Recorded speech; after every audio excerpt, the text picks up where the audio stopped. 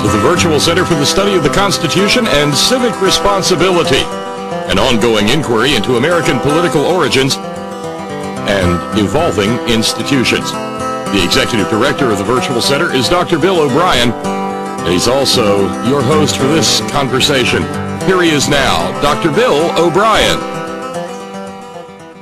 Thank you, Bob Kincaid, and welcome to today's program here at the Virtual Center for the Study of the U.S. Constitution and Civic Responsibility. It's an absolutely gorgeous Thursday afternoon. It's the 10th day of April. It is a special program in that we usually do not do a program at the Virtual Center on Thursdays, but since we were unable to deliver programs on Monday and Tuesday, we thought that in order to try to complete the very complex issue without leaving the issues hanging until we got together again, that it might be a good idea to add this special program as a way of bringing to a fairly sensible conclusion the issues of the recent Supreme Court decisions, which seem effectively to be striking down all the campaign finance regulations that kept big money, corporate money, out of our political process. And I think that these are extremely important decisions. This is an extremely important issue. I think what we're witnessing here, even though we may not recognize it, is a major shift in the political system that the Constitution of the United States created. Major implications go along with some of these most recent Supreme Court decisions, and the fact that they are 5-4 decisions, I think, is extremely significant for a couple of reasons. One is that obviously, since they aren't unanimous decisions, but rather there is real controversy associated with them, I think that's becoming very clear in what we're doing here at the Virtual Center. But I think the other thing is that the 5-4 decision makes it very clear that there's a significant opposition, there's significant discord and disagreement on the court about these decisions. I think that's significant. So some people can look at that as a positive and say, a not too great change in the makeup of the court could begin to reverse the direction of some of these decisions. If you think the downside of this whole thing about indefinitely into the future means that the court is probably going to continue to look for opportunities to exercise its muscle in these in the form of these 5-4 decisions in order to get rid of some of the other things and some of the other precedents that the majority doesn't like. In terms of the way our system functions either. And so consequently, I think it's very, very important that that all of us be as informed as we can be on what the issues are and what the implications are of some of these considerations. So in a nutshell, that's the reason why we're here on a Thursday. It's a beautiful day. It's a sunshiny afternoon here in Appalachia on this 10th day of April. The temperatures have warmed up significantly. The grass is getting greener. Some of the bushes are beginning to flower.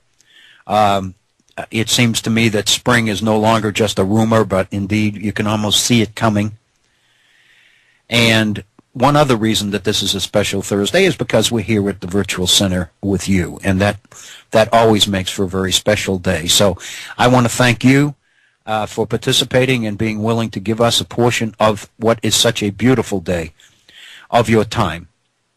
If you are listening live, and if you will get this broadcast on a podcast later on, then by all means let me welcome you and thank you as well.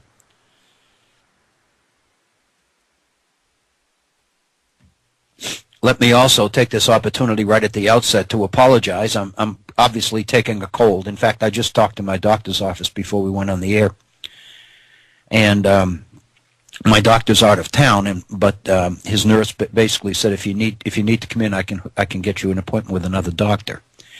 And I told her I really am not sick. I don't feel sick, but I have this cough, this nagging cough, which I know is an irritant, and I know it's an irritant for you, having to put up with as well. And I'll do the best I can to be deft and facile with the on-off button here, in the hopes that most of my coughing will happen off air rather than on air. But in case that's not always true, then let me apologize and let me hope that the substance of what we're doing will outweigh the inconveniences of listening to me do it, if that makes sense. Let me encourage you also to take advantage of our phone number in order to participate in this discussion, in this conversation, because I do think it's important, and I think what makes it important is the number of people that become conversant in some of these issues and are able to explain them to others. Again, our phone number, area code 304-658-3333. That's 304-658-3333. If you would like to email me directly about some of these issues and respond via email, I'd be glad to receive your email, and if I can do it, I will. My email address is waobrien906@gmail.com. That's waobrien906, all of that is one word, at gmail.com. We've been looking at, yesterday we spent most of the day looking at the Stevens dissent in the Citizens United case. And of course, since the Citizens United case in 2010, just last week the court reached a decision in the McCutcheon case, McCutcheon versus Federal Election Commission, FEC, another 5-4 decision. This one, the majority opinion written by the Chief Justice himself, John Roberts. And the McCutcheon decision pretty much added to the fodder of what we're seeing in the Citizens United decision. And we will, when we come back together here at the Virtual Center, we'll go in a little bit more depth into the McCutcheon decision as well. It seems to me that we can't afford not to. To be very honest with you, these are some of the most important Supreme Court decisions to come along in a long time, in the sense that they materially affect the way that our republic functions. Many of the most decisions affect the issue of rights, human rights, whether they be women's rights, whether they be civil rights, whether they be the rights of minorities, whether they be the rights of incarcerated inmates in institutions, whether they be the rights of immigrants, whether non-Americans living in the United States, non-citizens living in the United States.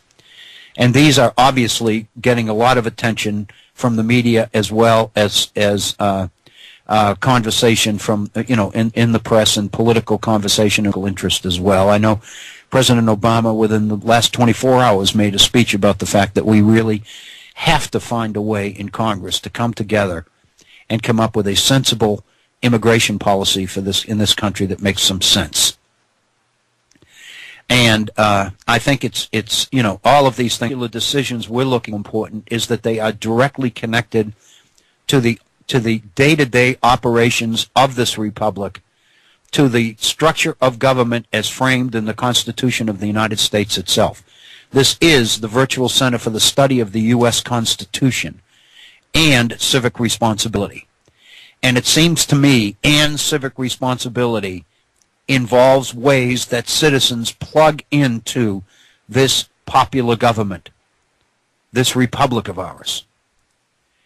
And the mechanism for that integration into the political system for the average citizen, most people would agree, is the electoral process.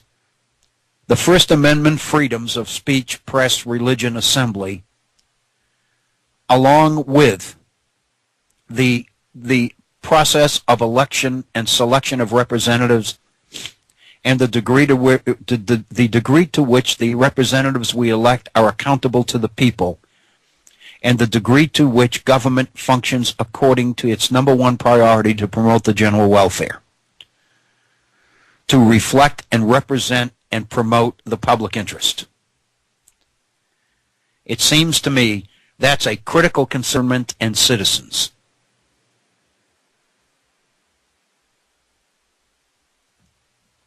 Consequently, when the Supreme Court is making one decision or is making a series of decisions which are aimed directly at how that process functions, then it belongs on the front burner here at the Virtual Center. Because not only does it affect the study of the Constitution of the United States, which is what we're about, it also affects and civic responsibility, which we're also about. And these decisions, this decision in Citizen United coupled with the McCutcheon decision, show real promise of potentially excluding the vast majority of citizens from the ability to participate and to affect the procedures of their own government. Many of us know, and you know, I don't think that this is news, but many of us realize that the nature of our two-party system, our electoral system, is not mentioned in the Constitution of the United States. In fact, everything that during the founding era, everything that the founders did seemed to point to distrust and concern about parties, about factions, about interest groups, about anything that would compromise the public interest for the benefit of private interests, whether they be big money, whether they be big property, whether they be the well-educated, whatever they be. The whole idea of civic responsibility is a critical part of the puzzle in the system of government that our framers, that our founders basically gave us. And to expect the system to function as the founders designed it, without all of the constituent parts functioning together, is a pipe dream, is an illusion. If you eliminate large numbers of the public from the ability to participate actively in the political system, then the political system that the founders created, the one that we know, is directly threatened. If there was ever a reason to connect what we're doing with the Constitution of the United States, this is it. We are talking about a real substantive threat to the system of government that our founders created. We talked about it several months ago when we talked about the promise, the potential of a constitutional convention being called, and the fact that the number of states necessary to call a constitutional convention, which is 2/3,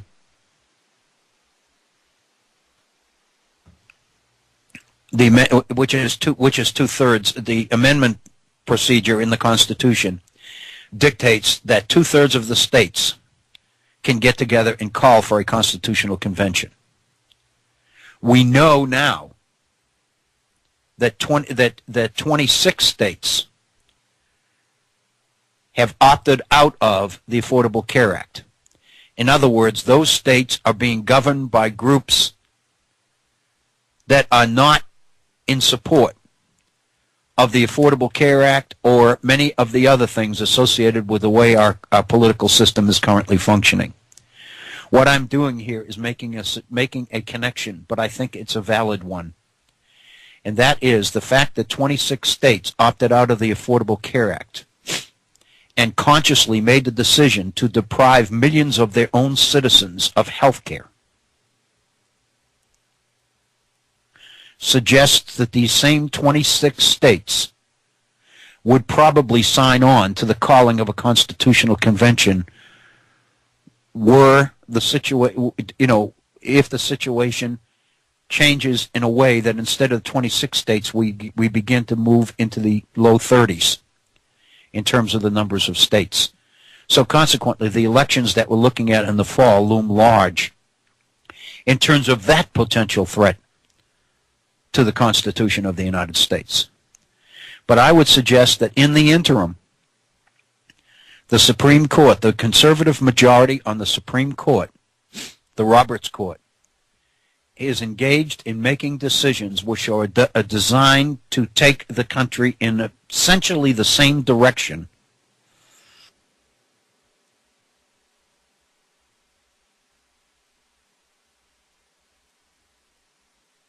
I apologize for these pauses. Taking the country in essentially the same direction as would the amendments being proposed, the so-called Freedom Amendments, that would be on the table should a second convention become a reality. So it seems to me that some of the assumptions and connections that we're making are not far-fetched. They're probably pretty valid.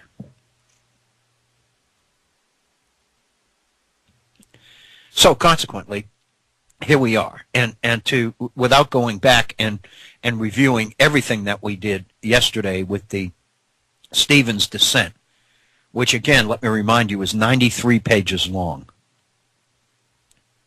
If we were to read the opinion, the dissenting opinion, it would take days.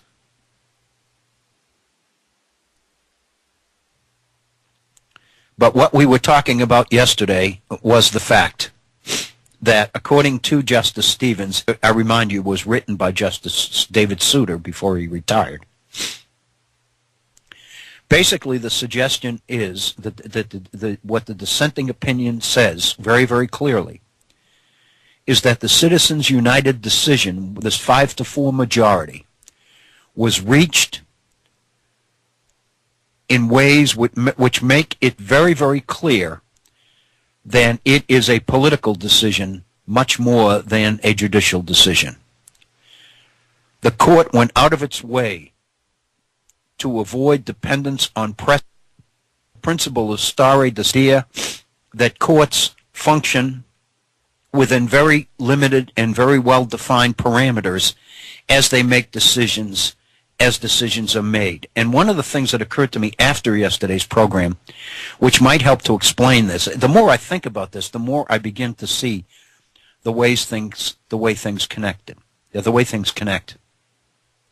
And one of the things that occurred to me last night, as I was reflecting on some of this material, is that in the debate that we have covered numerous times, the debate between the Constitution as a living Constitution versus the idea of originalism, initiated first by Robert Bork and then picked up and is currently being articulated most openly by Justice Antonin Scalia.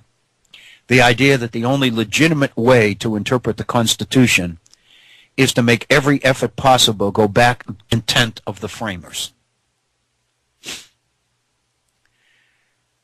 And of course, part of Scalia's originalism argument is the position that the idea of a living Constitution is not indeed legitimate.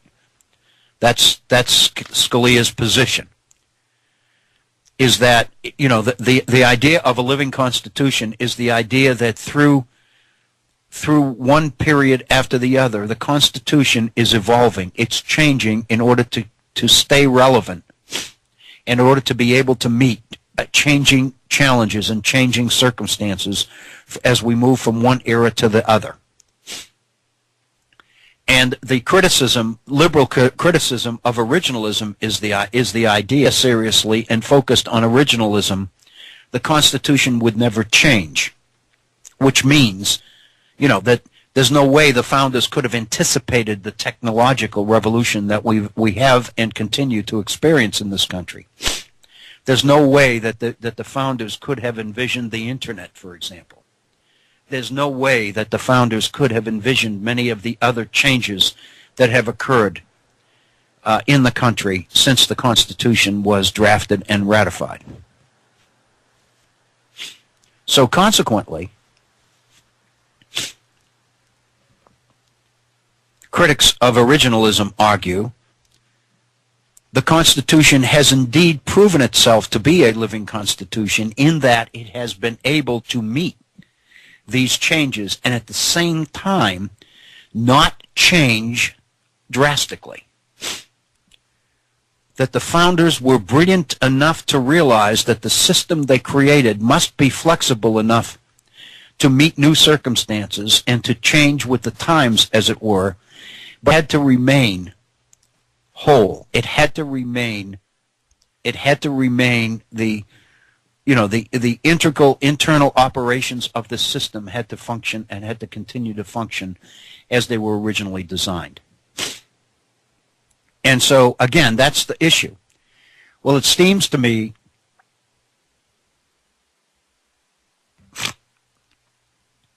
that we were looking at yesterday at the principle of stare decisis.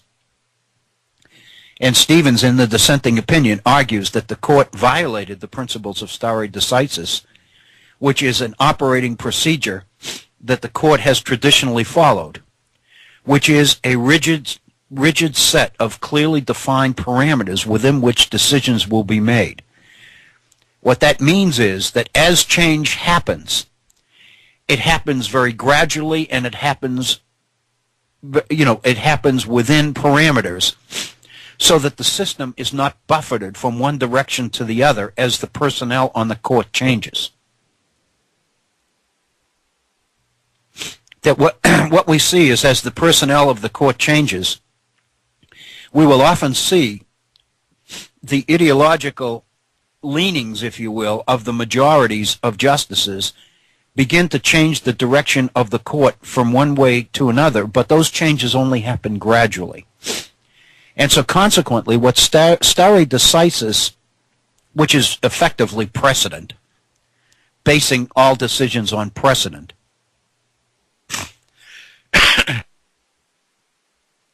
what stare decisis has enabled the court to do is meet changing challenges and at the same time do it in ways which have preserved the integrity of the Constitution itself.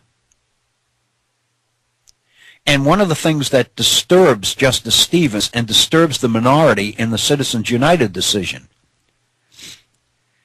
is that in reaching the decision in Citizens United, the court was forced to abandon stare decisis. It was forced to go outside the parameters that usually help to confine and contain decisions, which is a further indication that the intent of the majority to interpret the Constitution as it was to make a substantial change in the issues before the court, which from corporations and large donors.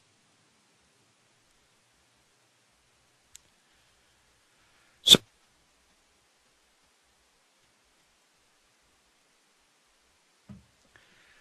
consequently,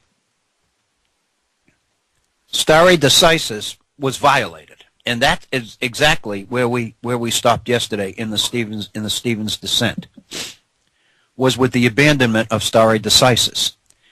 And the dissenting opinion says, and I'm reading directly from it here, the court's central argument for why stare decisis ought to be trumped is that it does not like Austin, the Austin decision, Austin versus Michigan Chamber of Commerce, Pain Reform Act. And when those changes reached the Supreme Court in the Austin case, the Supreme Court reinforced and validated the legitimacy of what Congress had done by passing McCain-Feingold. What the court did was validate the research that Congress had done, which suggested to Congress at that time that some sort of limitation and some sort of regulation and oversight of corporate spending and corporate influence in our political system was necessary. So consequently, in order to change this, the Roberts Court must dismiss the Austin decision. It must overturn or overrule the Austin decision. And in order to do that, the court has to dismiss or ignore or find a way to get around all the evidence that was compiled initially to support Austin. If you're going to change the final decision, then you got to get rid of all the evidence that led to that decision.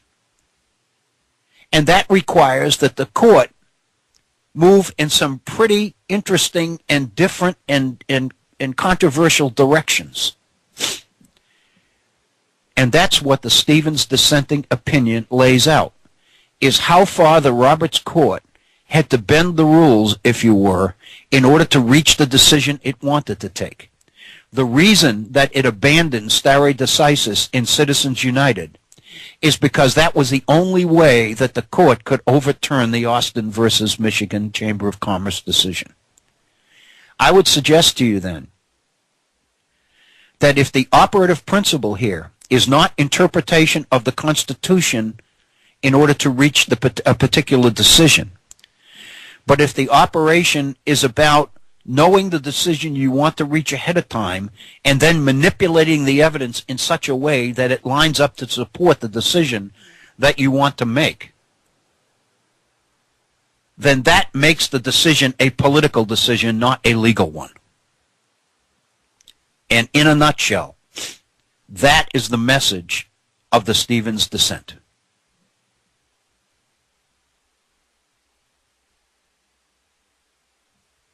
What that means then is that if you were going to take all the limitations, all the caps off corporate spending and corporate influence, financial interests, influence in our political process, if you're going to bend corners and find intricate and controversial ways to get around precedent in order to reach that kind of a decision, then you have to believe that the people who buy into that decision knew what they wanted. All the things that the opponents of Citizens United are alleging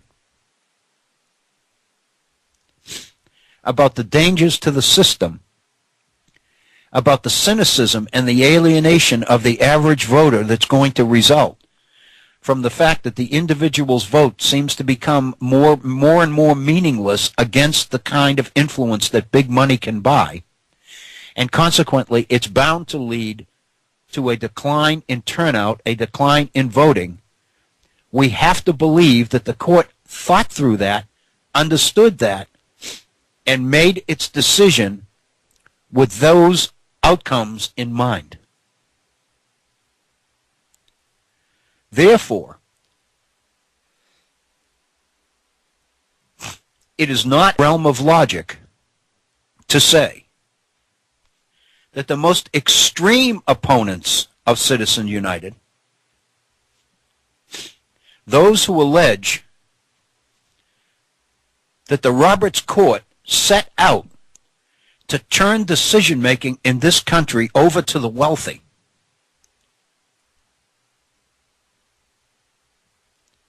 it is not outside the realm of logic to argue that there's something to that.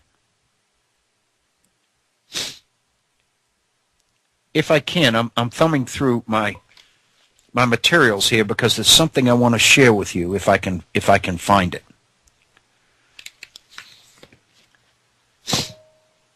I want you to hear something. This is dated April 3rd. Today, of course, is April 10th. So this is 1 week ago. And these are excerpts from Justice Breyer's dissent in the McCutcheon case, which was just decided last week.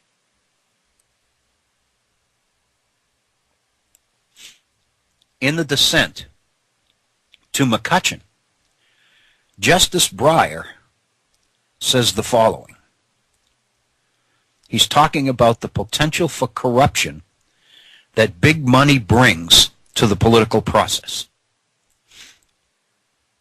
And the fact that this is what not only Citizens United did, but this is what McCutcheon did as well, which is reduce even further the caps and the limitations and the rules and regulations associated with big money. As a result of these two decisions together, it becomes possible, Breyer points out, it becomes possible for one person with a lot of money, i.e. Sheldon Adelson, to literally, personally supply enough money to get a political candidate elected to office. Can you imagine what the Constitution of the United States, what the founders would do, how they would react, if you told them that you were making changes in the constitutional system which would make it possible for an elected official, one person provided all the money, all the resources that you needed to get elected? I would suggest to you that the possibility of that kind of a situation is what makes this issue so incredibly important and so incredibly vital to what we're doing here at the Virtual Center. So let me read Justice Breyer in his dissent against the McCutcheon decision last week. He says, what has this to do with corruption? It has everything to do with corruption.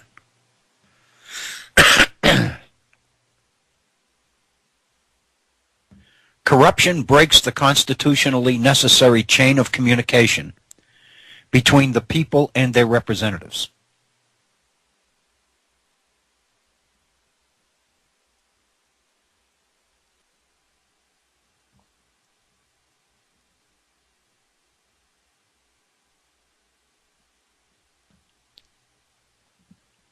Excuse me. It derails the essential speech to government action tie.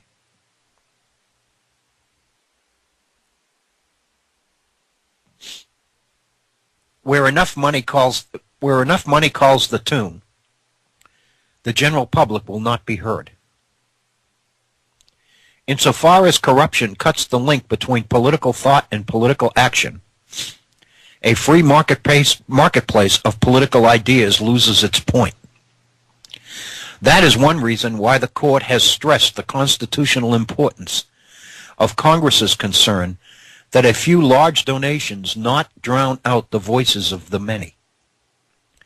That is also why the court has used the phrase subversion of the political process to describe circumstances in which elected officials are influenced to act contrary to their obligations of office by the prospect of financial gain to themselves or infusions of money into their campaigns.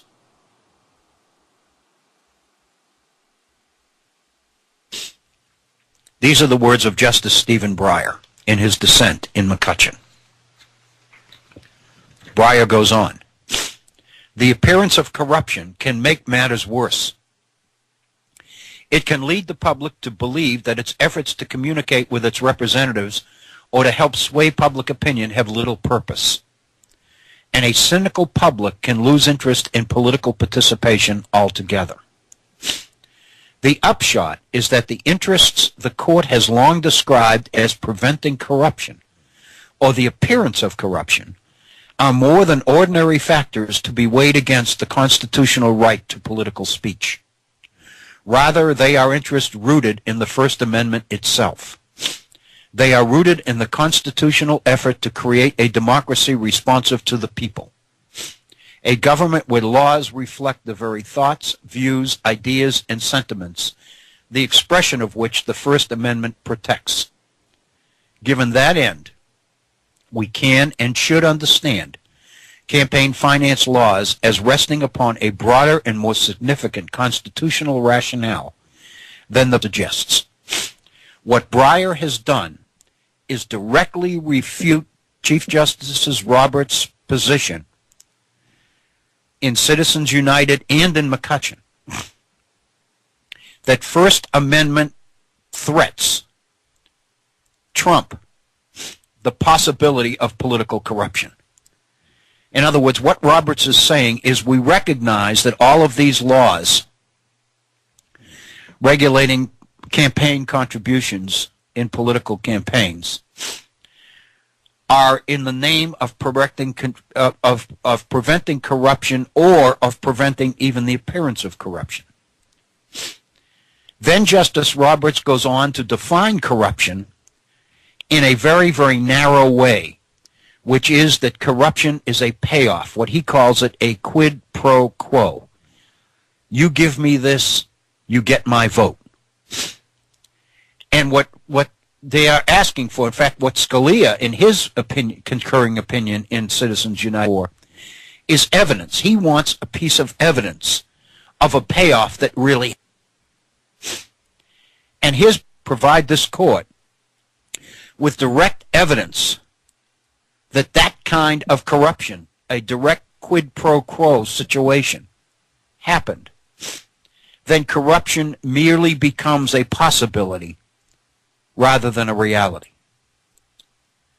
So consequently, the appearance of corruption is, then the threat of corruption becomes only that, a threat. And then they conclude, based on the fact that we're dealing only with the threat of corruption against the real danger to First Amendment freedoms by capping campaign contributions and providing providing legislative limits on how much and companies and organizations can contribute to campaigns. His argument, the majority's argument is, the Roberts argument is, that threat to the First Amendment is much more serious than is the threat that there might be political corruption as a result of the influence of big money. So what they have done is they have twisted the situation around in order to assert that the threat to the First Amendment is greater than the threat to the system of political corruption. In order to do that, they have had to ignore, dismiss, bypass, do end runarounds, whatever you wanted to call it, of all the evidence compiled in the past to justify the need for campaign finance reform. Not only have they had to do that, but they also had to go outside the parameters of stare decisis and the limits on corporate spending. Consequently, what Breyer is arguing is, what Breyer does is turn that argument back around at the Roberts majority. And his position is the appearance of corruption is actually more dangerous than any threat to the First Amendment. In fact, what his argument suggests is that the majority's reliance on the threat to the First Amendment is rather made up. It's a trumped. In fact, he says, the real threat to the First Amendment is the appearance of corruption. Because the whole idea of the First Amendment to encourage and promote the participation of the vast majority of citizens in the political process works against that. So consequently, the Breyer's argument is Roberts' link between public opinion and governmental action extend well beyond those that the plurality describes. The plurality's notion of corruption is flatly inconsistent with the basic constitutional rationales I have just described, says Breyer. So in other words, he takes the Roberts argument and turns it totally around. And that threat has been exacerbated by the majority decision in these cases. Breyer says, plaintiffs conceive of corruption too narrowly. Our cases have firmly established that Congress's legitimate interest extends beyond preventing simple cash for votes corruption to curbing undue influence on an office holder's judgment and the appearance of such influence. We specifically rejected efforts to define corruption in ways similar to those that the plurality today accepts. Think about that.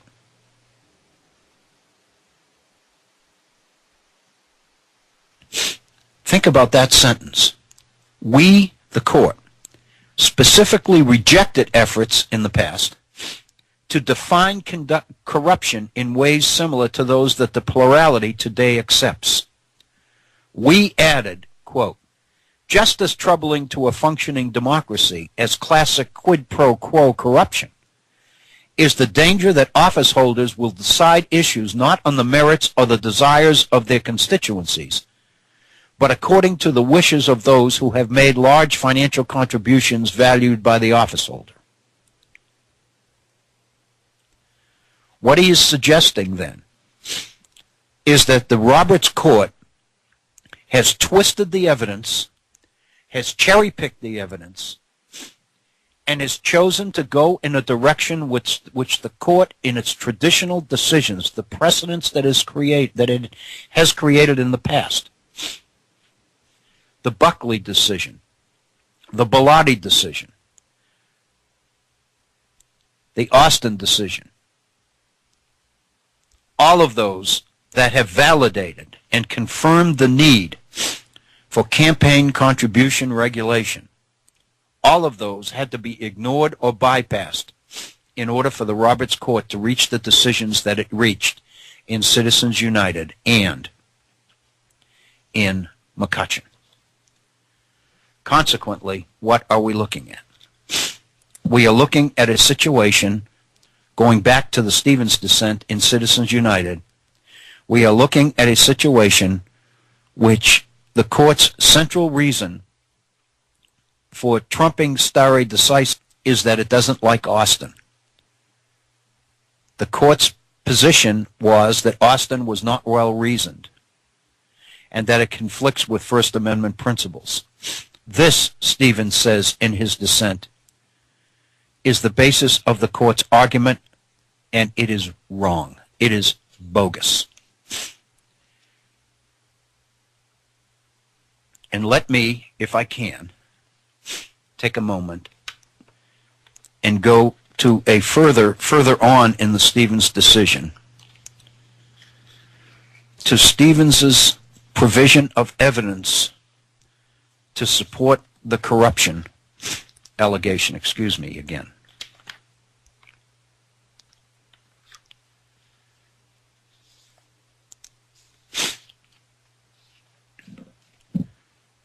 Basically, the Roberts Court in Citizens United and in the McCutcheon decision of last week continued to argue that the threat of corruption, which came from big money in politics, remained mostly that, a threat, whereas the threat to the First Amendment is real. This is what Stevens says. In theory, our colleagues accept the conclusion that the anti-corruption interest is not sufficient to displace the speech here in question. In other words, the right of corporations to speak in elections through their checkbooks, than the threat of corruption that might happen in the political system because of the influence of that kind of money. And Stevens says, the majority appears to think it decisive that the Campaign Reform Act record does not contain direct examples of votes being exchanged for expenditures. It would have been quite remarkable, Stevens said, if Congress had created a record detailing such behavior by its own members, proving that a specific vote was exchanged for a specific expenditure has always been next to impossible, Stevens says. But it's real.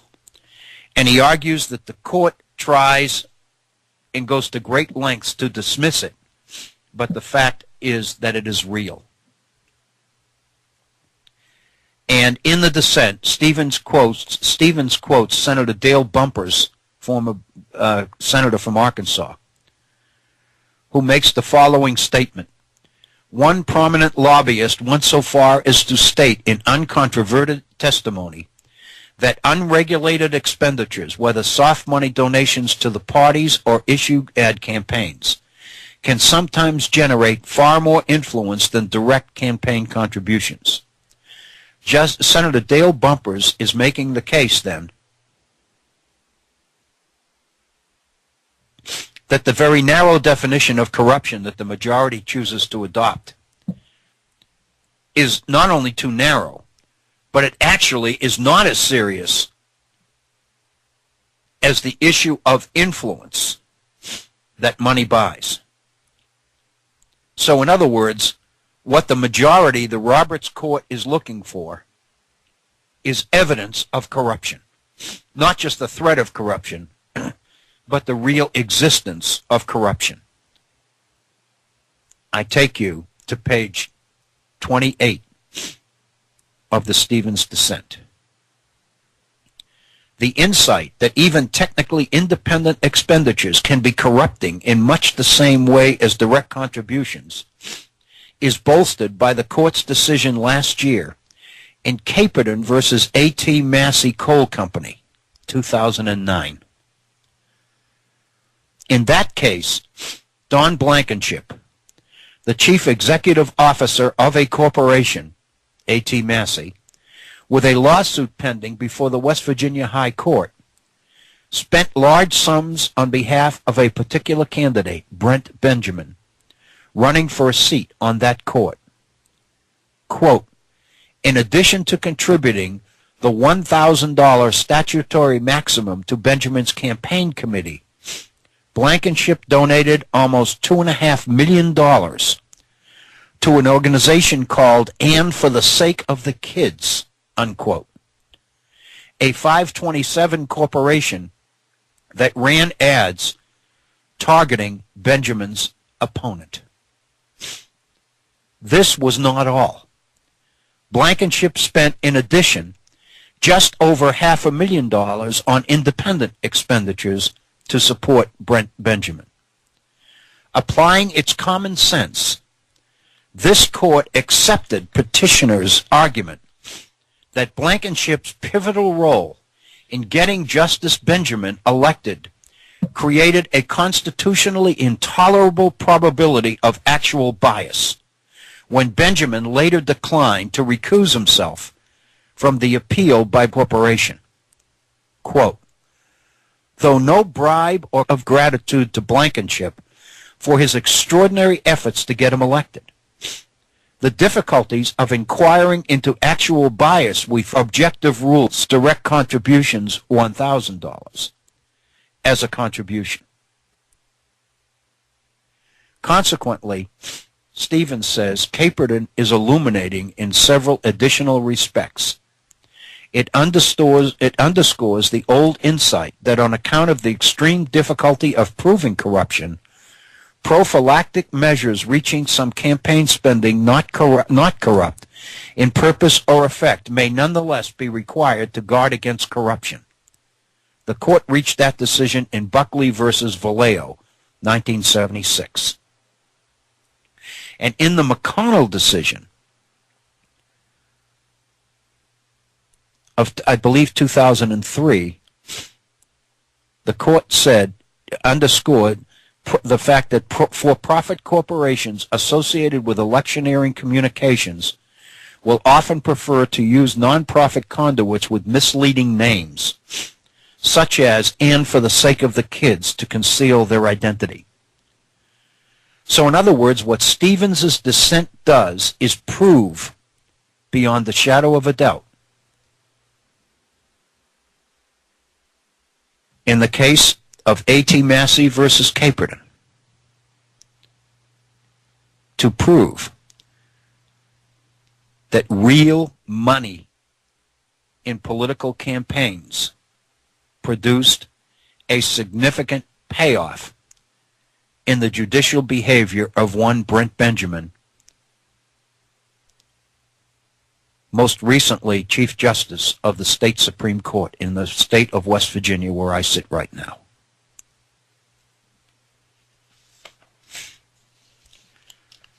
Consequently, what this does, it seems to me, and this is me talking now, here at the Virtual Center. What this says to me is that it is even more obvious that the Roberts majority has gone way beyond the bounds of precedent in order to make the kinds of political decisions that it has made.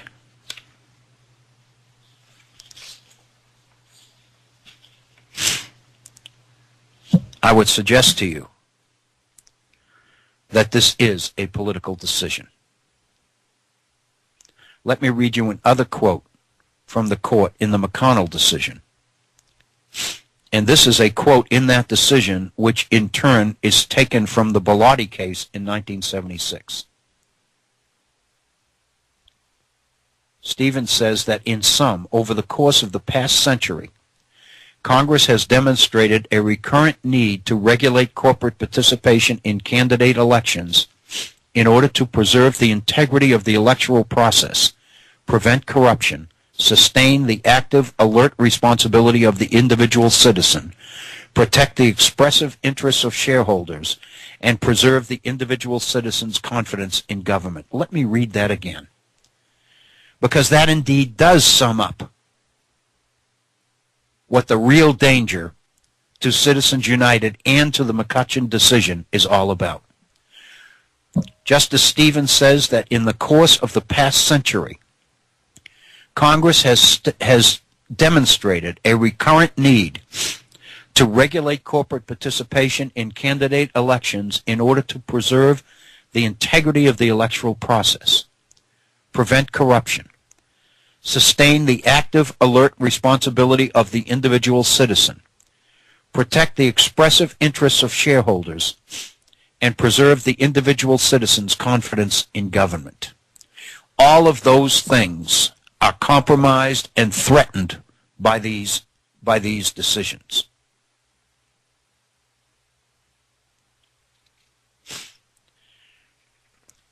There is yet another consideration. I'm moving rather fast here because I think my coughing is creating a real problem for not only for me but most importantly. I apologize for that again. On page 25 of the Stevens dissent, the court is referring back to the decision in Buckley versus Vallejo, 1976. And Stevens says this: long before Buckley, we, meaning the court, appreciated that, quote, to say that Congress is without power to pass appropriate legislation to safeguard an election from the improper use of money to influence the result, in a vital particular, the power of self-protection. That quote is taken directly from a court case in 1934, Burroughs versus United States. Stevens goes on. And whereas we have no evidence to support the notion that the framers would have wanted corporations to have the same rights as natural persons in the electoral context, we have ample evidence to suggest that they would have been appalled by the evidence of corruption that Congress unearthed in developing campaign finance legislation, and that the court today discounts as irrelevant. It is fair to say, Stevens says, that the framers were obsessed with corruption, unquote. I have read the sources, and I would definitely with that statement. The framers were obsessed with the threat of political corruption. They discussed corruption, Stevens says, more often in the Constitutional Convention than they discussed factions, violence, or instability to being. The framers had their minds trained on a threat to Republican self-government that this court has lost sight of. Think about that. A majority, including Justice Scalia himself, the architect, co-architect of the argument in favor of originalism,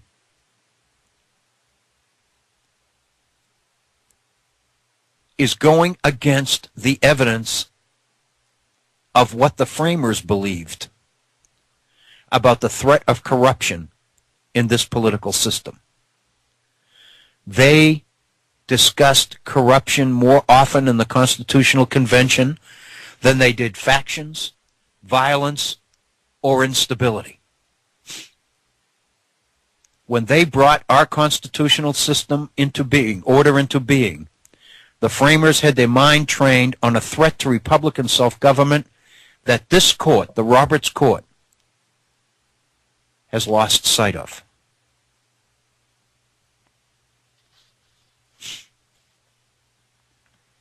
Basically, then, the majority decision, including Justice Scalia,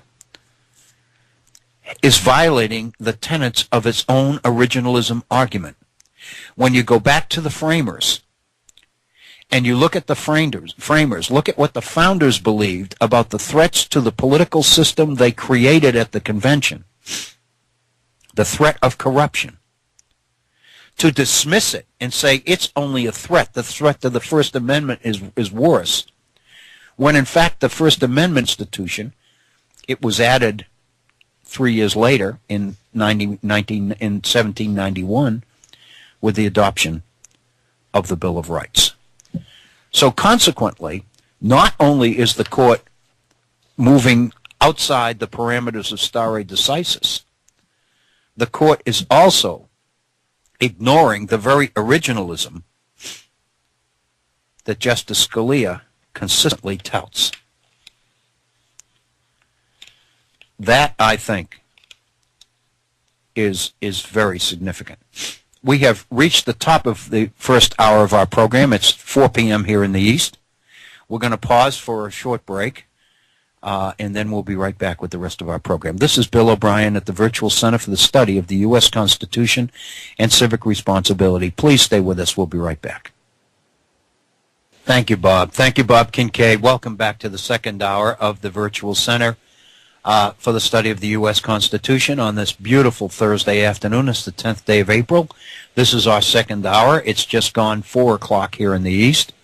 And first of all, let me again apologize for the fact that I have this persistent cough. I feel fine, but I have this persistent cough that I know has to be an irritant and a distraction to you. It bothers me, but mostly because I'm afraid it bothers you. So I'm doing the best I can to try to mute the mic when I take to coughing. But on the other hand, I know that I'm not 100% successful.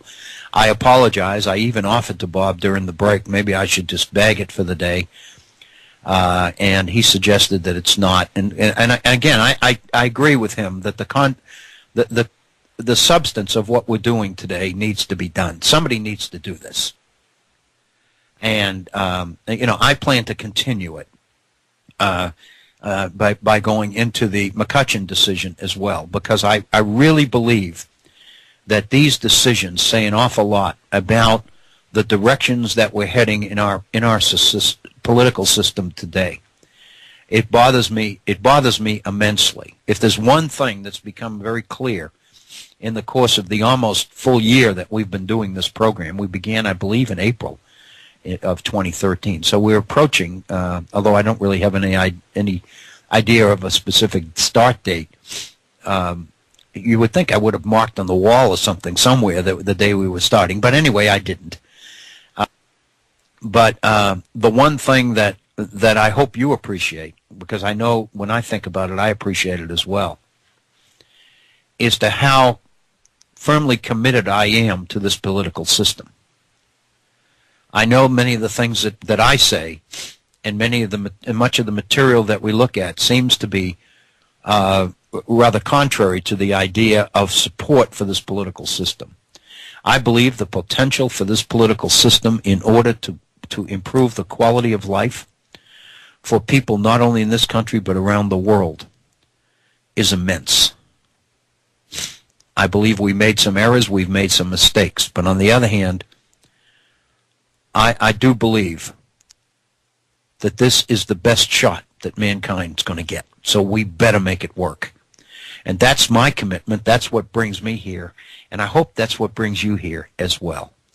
So So again, let me share with you our phone number and my email address so that you will know that you do have the opportunity to participate and to offer your opinions, your suggestions. If you do not agree with some of the things I'm saying or some of the things that I'm doing, by all means, let me know. We do want a dialogue here. I realize that we do have to basically lay some groundwork, some content groundwork.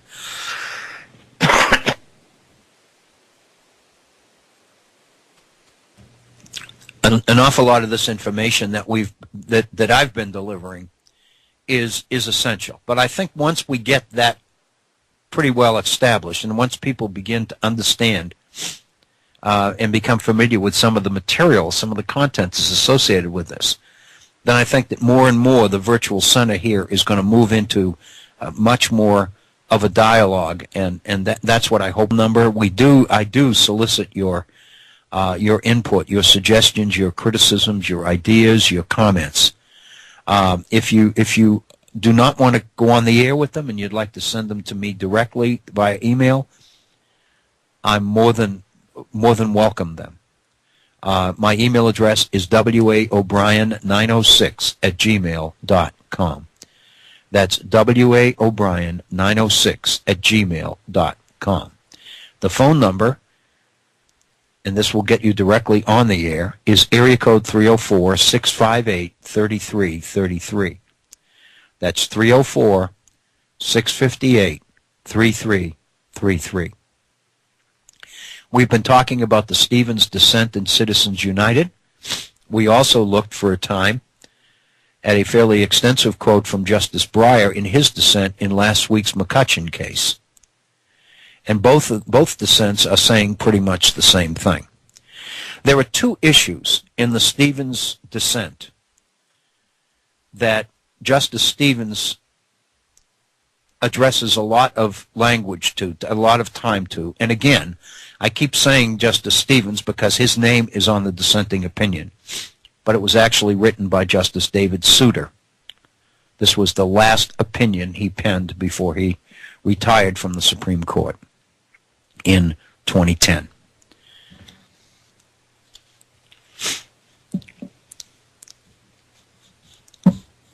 Besides the majority's decision in Citizens United to go outside the parameters of stare decisis, to go outside the parameters of traditional judicial precedent and behavior in order to reach this decision, there were a couple of other elements or issues associated with the majority in these decisions we have to address. One of them we touched upon just before we took our break at the top of the hour, and that is the issue of the founders.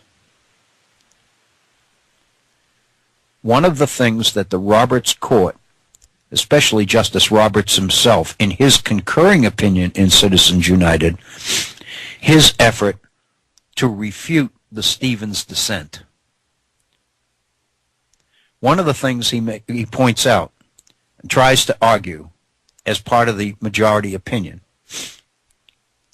is that the court's decisions in Austin and McConnell, which upheld campaign finance limitations on corporate spending, were aberrations in the court's history. The suggestion is clear in Roberts and in the majority opinions in both Citizens United and in McCutcheon. The evidence is clear that the majority is trying to suggest that the precedents it's ignoring, namely Austin versus Michigan Chamber of Commerce and McConnell versus Federal Election Commission, in order to overturn or to dismiss both of those earlier court decisions, what the court is implying is that those decisions were out of character for the court. In other words, they were what Justice Stevens calls aberrations in the First Amendment traditions of the court.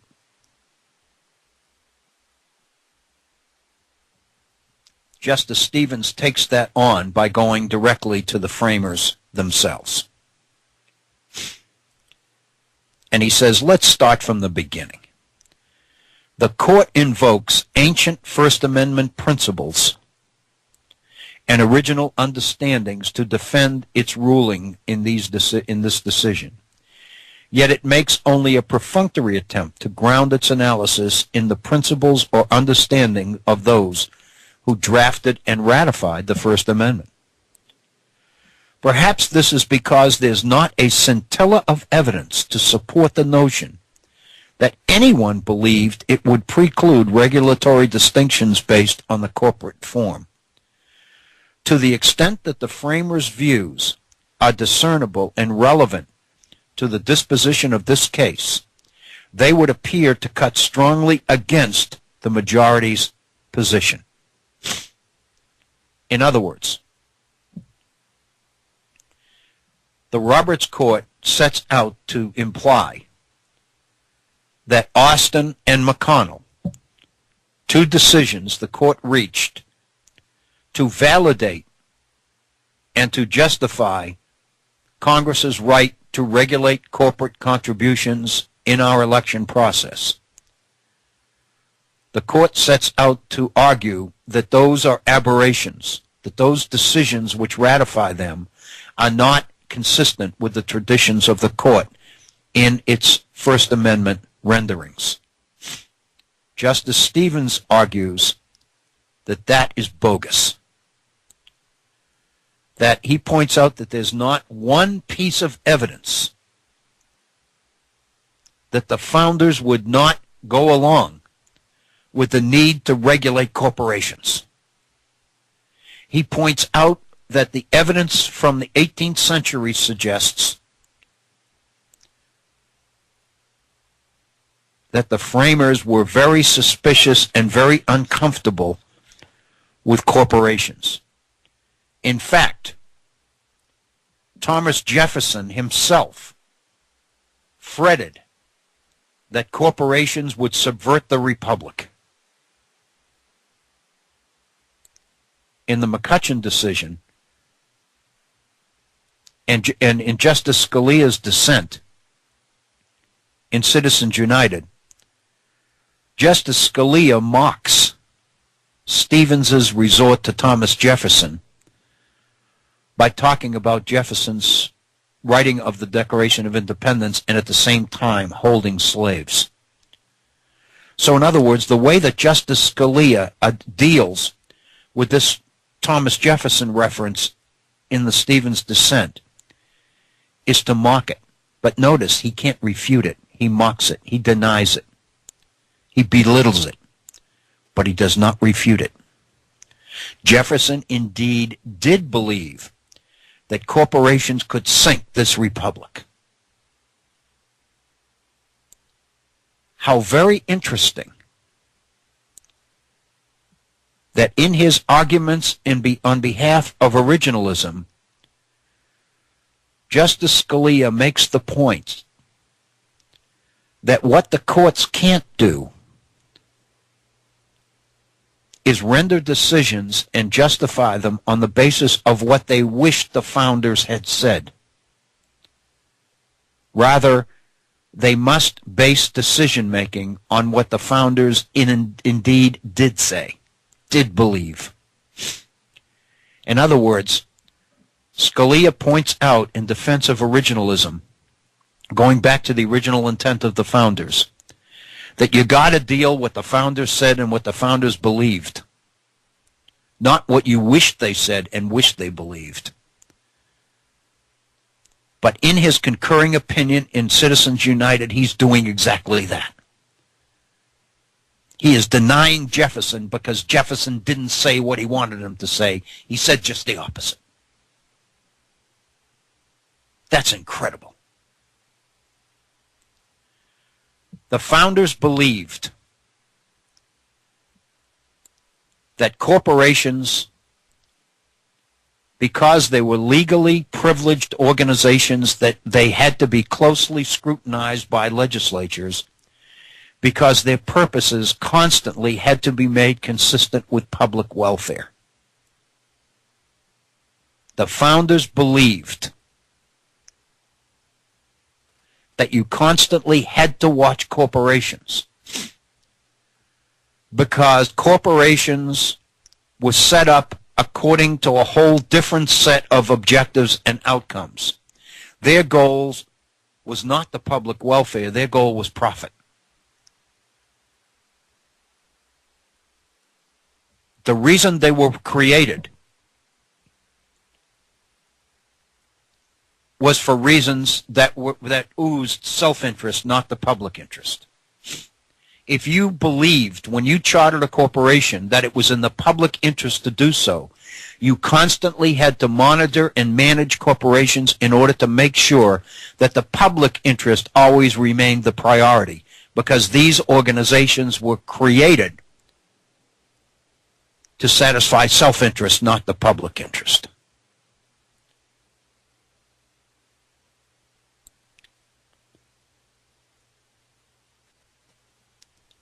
In fact,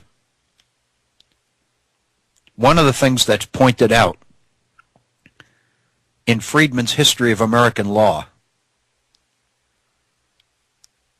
which is indeed valid, that the word soulless constantly recurs in debates over corporations. Corporations, it was feared, could concentrate the worst urges of whole groups of men.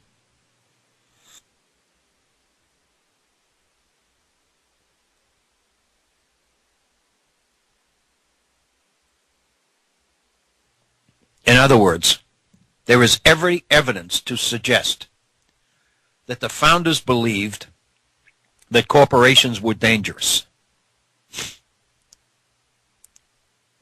Stevens says, and I'm quoting from his dissent, the framers thus took it as a given that corporations could be comprehensively regulated in the service of the public welfare. The framers believed that corporations had to be comprehensively regulated in the public welfare because they were created to go in a totally different direction. So if you wanted them to serve the public welfare, which is the justification for their chartering or incorporation in the first place, then you had to monitor them in order to keep them on track. The framers knew this, and the framers believed this. Unlike the majority in the Citizens United decision, Stevens says, the framers had little trouble distinguishing corporations from human beings.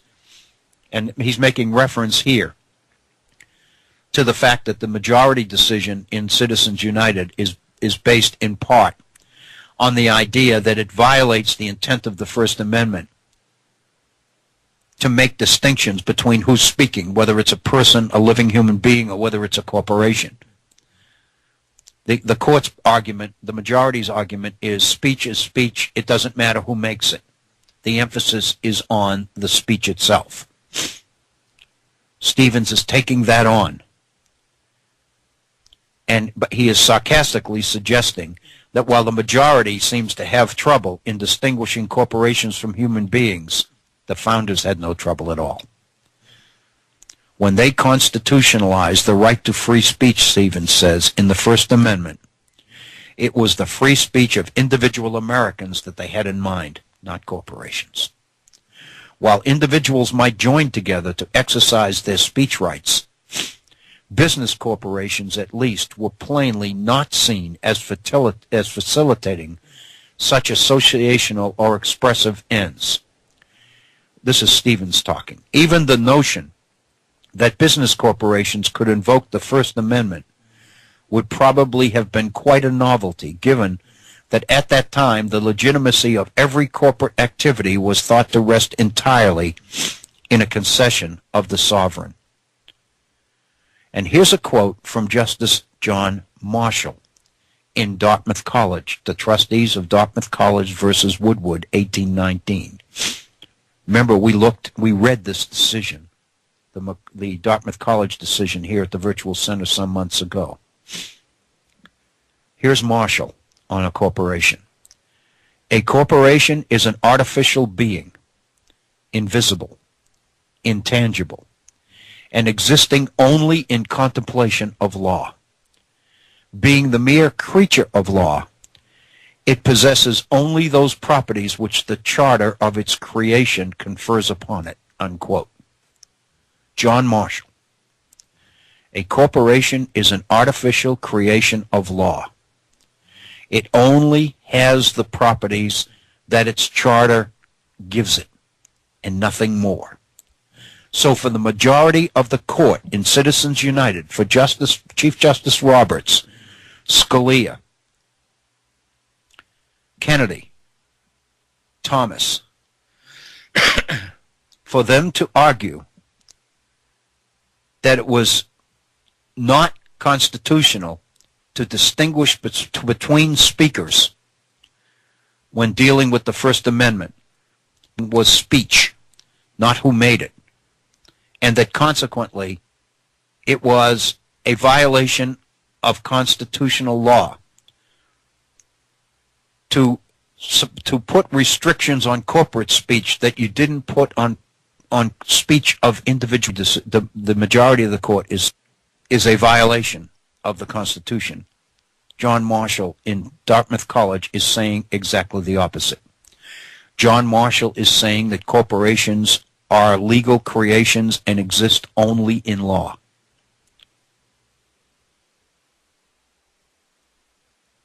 Consequently, the implication is, in John Marshall, that the only properties that a corporation has is the properties that its charter gives it. So the idea that corporations are persons under the First Amendment, Marshall is saying, only applies within the context of law. He maintains the fact that corporations are not people. They were never intended to be people. Yet the Roberts Court is arguing that is a violation of constitutional law, of the First Amendment, to distinguish between speakers. Justice Stevens says, in light of these background practices and understanding, it seems to me implausible that the framers believed that freedom of speech would extend equally to all corporate speakers, much less that it would preclude legislatures from taking limited measures to guard against capture of elections. Stevens's dissent basically points out that if the founders could be consulted on this particular matter, the founders would want clear distinctions between corporations and people when considering the First Amendment, and that the efforts to suggest just the opposite of that are indeed bogus. Later on, towards the conclusion of this decision, in fact 3 or 4 pages from the end of Stevens's dissenting opinion, Justice Stevens once again returns to the founders, and specifically he refers to this argument of the Roberts Court that you can't distinguish between corporate speech and human being speech.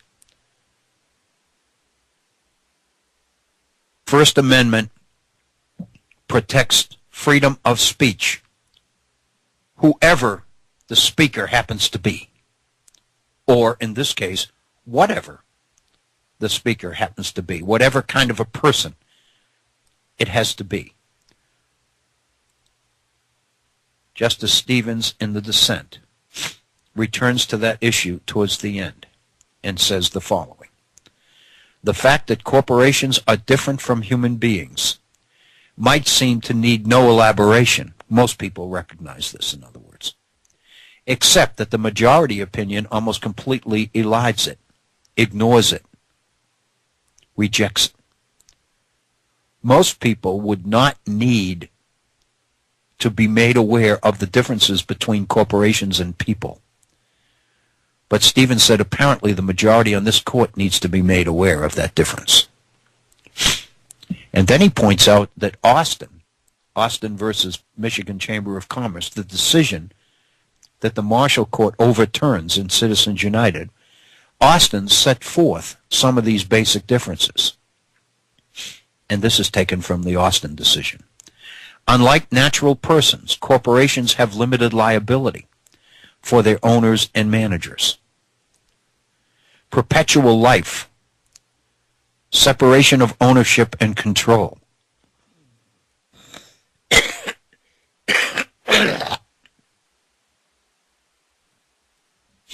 And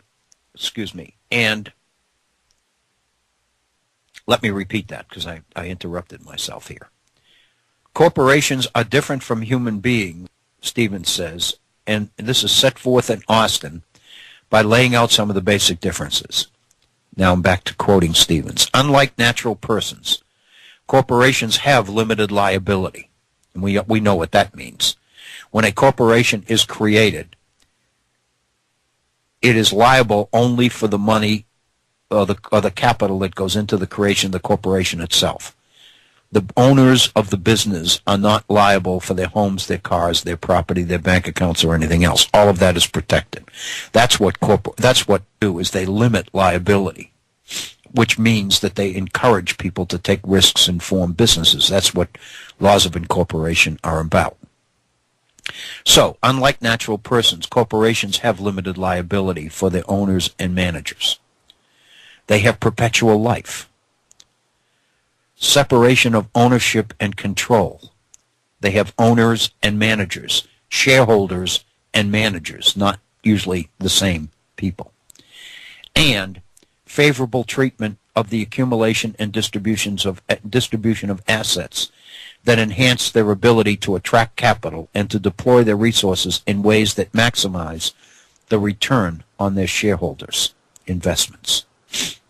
Unlike voters in U.S. elections, corporations may be foreign-controlled. Unlike other interest groups, business corporations have been effectively delegated responsibility for ensuring society's economic welfare. They inescapably structure the life of every citizen. The resources in the treasury of a business corporation, furthermore, are not an indication of popular support for the corporation's political ideas. They reflect instead the economically motivated decisions of investors and customers.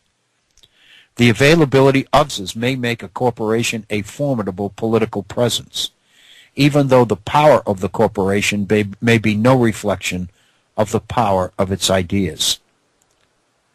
So in other words, Stevens sets out to clarify the difference between corporations and people and human beings. And then he adds to that and says it might also be added that corporations don't have consciences, no beliefs, no feelings, no thoughts, no desires. Corporations help structure and facilitate the activities of human beings, to be sure, and their personhood often serves as a useful legal fiction, but they are not themselves members of we the people, by whom and for whom our Constitution was established. That may be the strongest statement in the entire 93-page dissent. Corporations have no consciences, no beliefs, no thoughts, no desires. Corporations help structure and facilitate the activities of human beings, it's true, to be sure. And their personhood often serves as a useful legal fiction. The reference here, of course, is to Marshall's statement that they are creatures of law and they exist only in law. And they only have the properties that law gives it when they are created. But they are not themselves members of we the people, by whom and for whom our Constitution was established. And then Stevens goes on to say these basic points help explain why corporate electioneering is not only more likely to impair compelling governmental interests, but also why restrictions on that electioneering are less likely to encroach upon First Amendment freedom.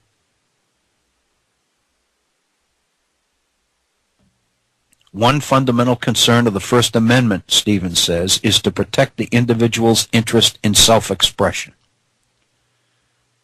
The court said that in a 1980 case called Consolidated Edison Company of New York versus the Public Service Commission of New York. So in 1980, the court made the statement that a principal concern of the First Amendment is to protect the individual's interest in self-expression.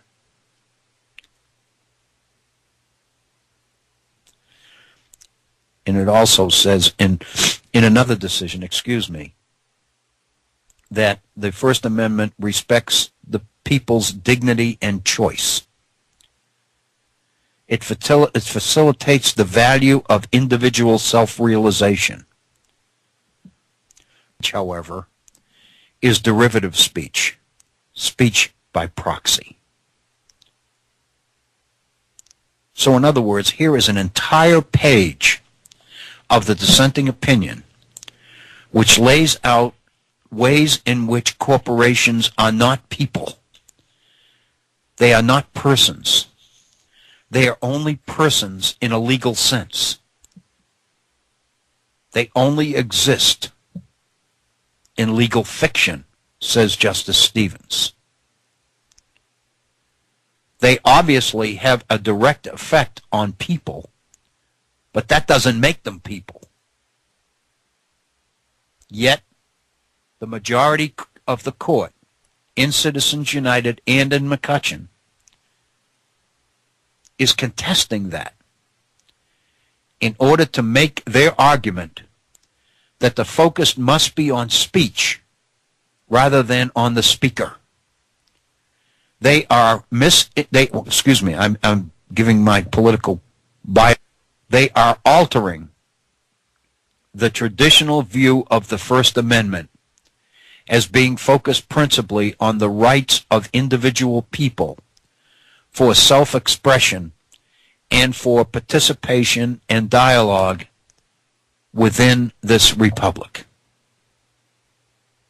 Instead, they are shifting the focus of the First Amendment from the pitch itself to what they say. And their justification for this is that the marketplace of ideas requires the speech. The marketplace of ideas requires that all speech, no matter the speaker, find its way into the marketplace. Therefore, the court's position is to limit, overregulate, or prevent corporations from speaking with their checkbooks, as it were, in elections.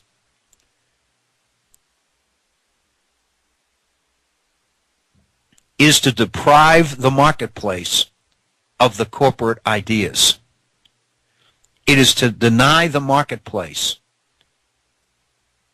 of a major portion of the ideas that need to be out there. So consequently, in order to ensure that corporate speech is included in the marketplace, the only way to do that is to not distinguish between speakers, but to assume that the emphasis needs to be on the speech, on what's said, not on who says it. Consequently, what the court is arguing, the majority in this case,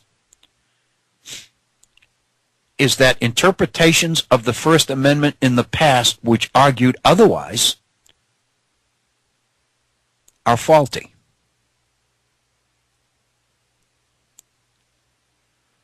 The Roberts Court is arguing that the courts throughout the court's history, have been wrong in the way they interpret the First Amendment. What this court is saying is the only way to interpret the First Amendment is to put the emphasis on the speech rather than the speaker.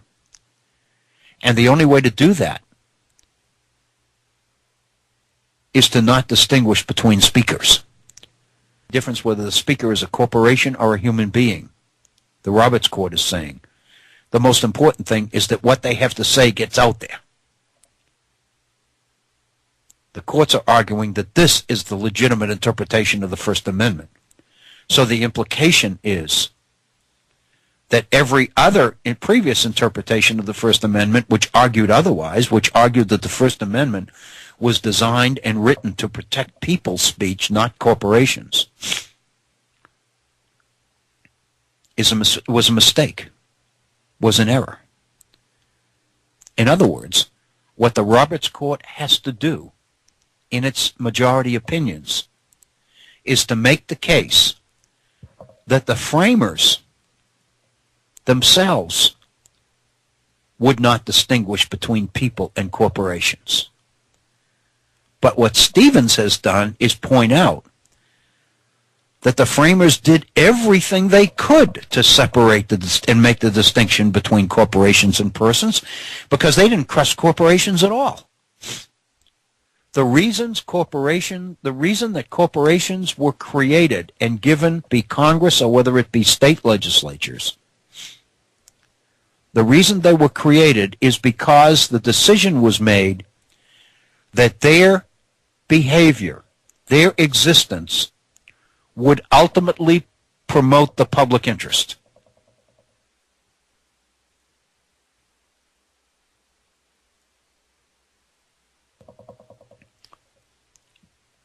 Their existence would promote the public interest, even though their purpose for existence is to promote their own self-interest.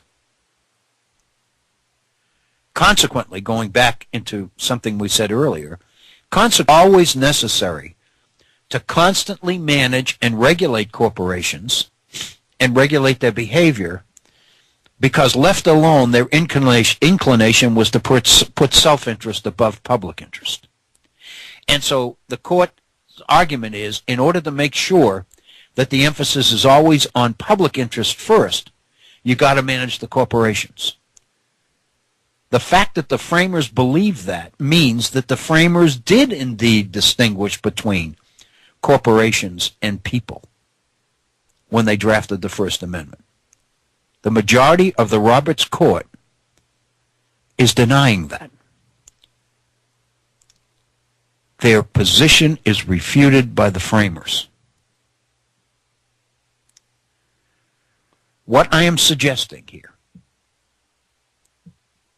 is that if you carefully read the Stevens dissent in Citizens United, and when we get back together here at the Virtual Center, we're going to start looking at the McCutcheon decision as well. But I think we'll find that the same court is going to be using the same rationale in order to justify this decision, the McCutcheon decision, as it did Citizens United. The irony is that now it's going to have Citizens United in order to ground those positions, ground those opinions. In other words, by having the majority in Citizens United in 2010, the Roberts Court has created a substantive precedent which in later cases, McCutcheon of 2 weeks ago, which in later cases can be used to justify and rationalize, can become the legal precedent, if you will, the judicial precedent for the McCutcheon decision. That's one of the beauties of the Marshall Court. John Roberts. John Roberts is, from everything that I've read, what people would call an incrementalist. He sees the value of establishing precedents, and then he continues to build on those precedents, and so that gradually he and his court take us in the direction he wants us to go, without having to do something that it seems to be out of the ordinary or a sudden turn or whatever. That's what makes Citizens United so unique, because Roberts is a fan, a legal fan, if you will, of precedent. But in the Citizens United case, he has to ignore precedent. He has to override Austin and McConnell, because they validate regulation and control of corporate contributions. And that's what he wants to take off of those controls. In order to do it, he has to overturn Austin. Consequently, he can't use Austin as a precedent. He has to basically find ways to argue against it and suggest that Austin was a mistake. What Stevens has done in his dissent is show that Austin was not a mistake at all. That, in fact, Austin was very consistent with the history of this country. Because what Stevens does in his dissent is go through that history and show that throughout the history of this country, the court has recognized, the framers recognized, the need to regulate and manage corporate behavior. And for the court to come along now and argue that that kind of regulation was not supported by the framers and is not necessary, and that the key threat here is to the First Amendment, and then show how they are interpreting the First Amendment in ways which is totally 180 degrees opposite from the way that the courts have traditionally interpreted the First Amendment, suggests just how legally bizarre the majority opinion in Citizens United really is. And it leads us to recognize that the court's number one priority here must have been to strike down Austin and strike down McConnell, strike down in pieces, admittedly, but one piece at a time, all legislative efforts to regulate corporate participation in our political elections. Therefore, one must conclude that the end game, the outcome, the desirable outcome of the majority in these decisions must have been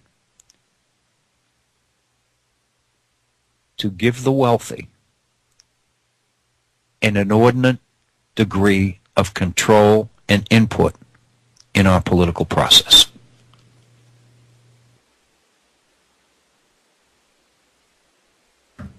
In discussing this off the air with a friend,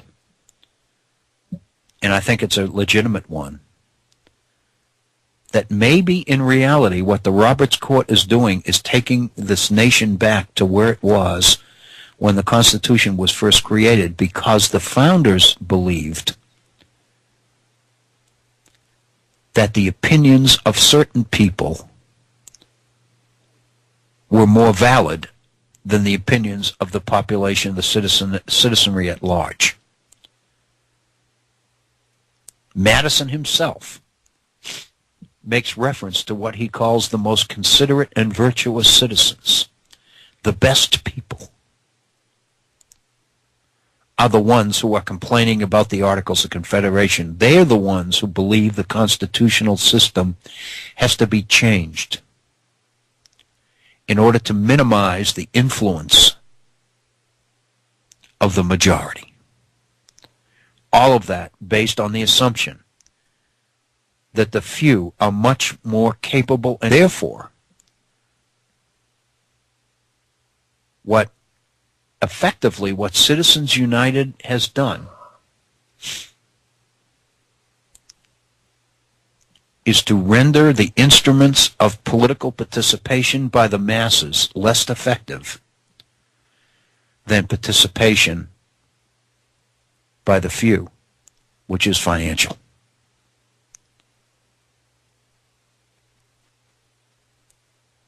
I guess what I'm saying, the framers called it, the founders called it corruption. Stevens, in his dissent, is calling the undue influence of big money on elections corruption. I would suggest, however, that there is a way of looking at these issues which suggests that what we've been doing for the last 200 years in order to try to bring the vast majority of the people in the political process via the election reforms that set up our two-party system and got it functioning, maybe the mass participation objectives of political reform throughout this nation's history is the corruption. Maybe returning power to the few is the Roberts Court's answer to the influence of corruption.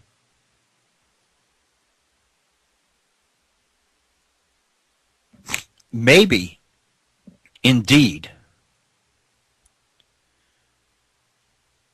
what we're looking at in the decisions in citizen is vote that don't know who the candidates are, what the issues are, or everything else, or anything else. And so what we've seen are efforts by conservatives, principally Republicans, to find ways to minimize the participation of the uninformed in order to exacerbate the influence of the well-informed. In that sense, the Roberts decision, the Roberts Court, is completely consistent with that point of view.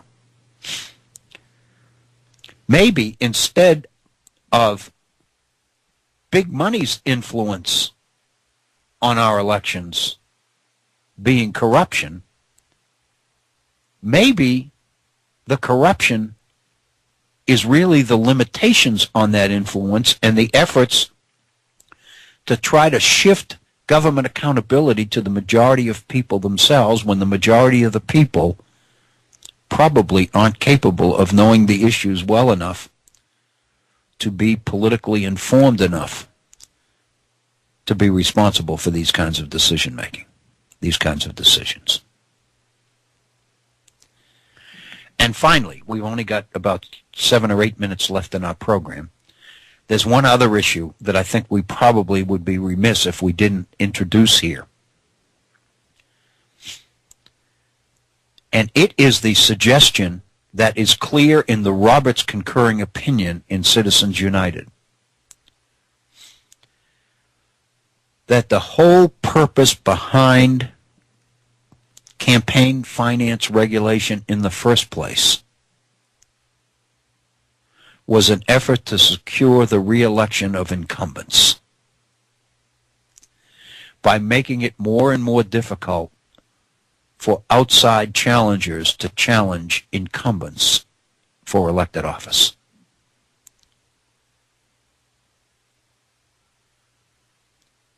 The suggestion here, then, is that Congress's interest in passing campaign finance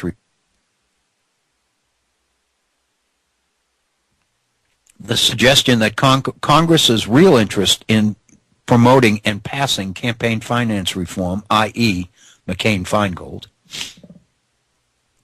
is to protect the interests of incumbents by making it so difficult for newcomers to raise money and get elected. If you minimize the amount of money coming in, if you regulate the amount of money coming into the political process, you make it difficult for new money in support of new candidates to access the political system. Maybe the Roberts Court is suggesting the real issue behind campaign finance reform is to protect the self-interests of incumbents. That's a pretty interesting charge. It is one, I suggest to you, that Justice Stevens in the dissent does not ignore either. Because what Justice Stevens points out is, if you look at the data throughout the history of this nation, incumbents were doing pretty well before campaign finance reform were even thought of. Traditionally, throughout the nation's history, incumbents have had a much easier time getting reelected than new candidates have had in getting elected for the first time. The implication here in Stevens, the suggestion is then that this self-interest on the part of incumbents as being the real motive behind campaign finance reform legislation is probably bogus and is just one additional interest on the part of the Roberts majority. So many ways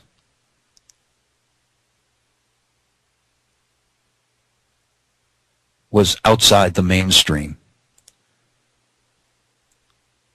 was uncalled for. The Roberts Court, Stevens suggests, is going to such great and unprecedented lengths in order to justify its decision that there's absolutely no question then that the decision is political. This is something that the Roberts Court wanted to do, that the majority wanted to do. They want to minimize the input of the masses and to exacerbate and create much more emphasis on the input of the few, the people who have the wealth and the money and the influence in society, to provide the kind of input into the political system that government needs in order to make intelligent decisions, intelligent policy. However, if indeed all of that is true, then we are left with a major challenge.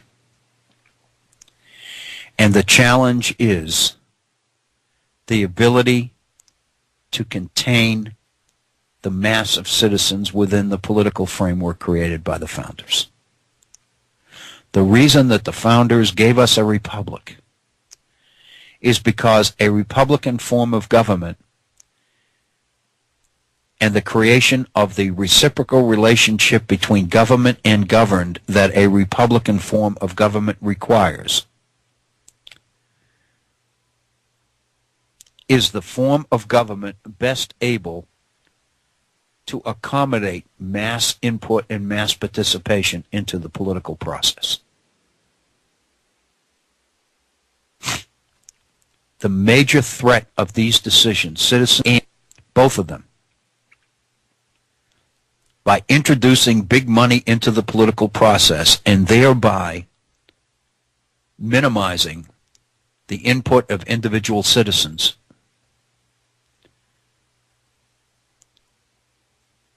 promises to result in the disengagement of more and more citizens from the political process. And when you do that, and when you combine it with the elements existent of inequality existent in our society today, the unequal distribution of wealth and income that we've talked so much about, this nation is on course, is setting itself up for a political crisis of incredibly huge proportions. Because what we are doing is alienating the mass of the people from the political process itself.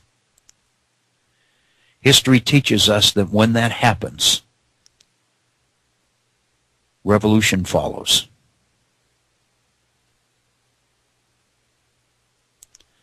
One must assume that the Roberts Court knows this. One must assume people recognize this. One must assume that at some point in the near distant future, the courts will have to find a way to overturn Citizens United and McCutcheon. We'll have to find an alternative way to bring citizens back into the political process. Perhaps our political party system is a way to do that. The founders thought that.